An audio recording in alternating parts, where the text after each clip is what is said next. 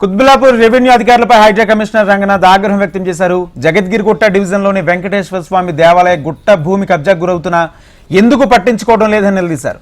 స్థానికంగా ఉన్న నేతలపై కేసులు బుక్ చేయాలని పోలీసులకు రంగనాథ్ ఆదేశించారు. ఇవాళ ఫోన్ కాల్స్ అని డేటాలను వస్తాయి కదా, అరెస్ట్ అవుతావు, జాగ్రత్త, జైలు పోతావు, జాగ్రత్త. ప్రూఫ్ అనేది కోర్టులో జరుగుతుంది.